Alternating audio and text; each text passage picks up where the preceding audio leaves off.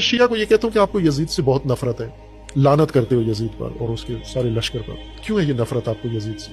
تو اس نفرت کی وجہ یہ ہے کہ انہوں نے امام حسین علیہ السلام اور آل رسول کو قتل کیا، شہید کیا، اس وجہ سے ہمیں نفرت. تو اب میں ان سے یہ پوچھتا ہوں کہ آپ یہ بتاؤ کہ امام حسین کو یزید سے کیوں نفرت؟ کیونکہ اس وقت تک یزید نے یہ کام تو نہیں کیا تھا. یزید نے اس وقت آل رسول کو قتل نہیں کیا تھا جب امام حسین علیہ السلام نے اس کے خلاف قیام کیا. اس کا مطلب ہے کہ امام حسین علیہ السلام کی دلیل کچھ اور تھی، آپ کی دلیل کچھ اور ہے. آپ جس دلیل سے یزید کے دشمن ہو وہ ایک ہی یزید ہے، معاویہ کا بیٹا. لیکن امام حسین جس دلیل سے یزید کے دشمن ہیں وہ ہر دور کے یزید کے لیے مقابلے میں. امام حسین کو کیا اعتراض تھا یزید پر؟ یہ نہیں تھا کہ آل رسول کیوں مارے ہیں، چونکہ ابھی نہیں مارے تھے اس نے، یہ تو بعد میں جرم کیا. وہاں پر اس کا جرم امام نے بتایا کہ یہ فاسق ہے، یہ فاسد ہے، یہ شراب خار ہے، مولن بالفسق ہے.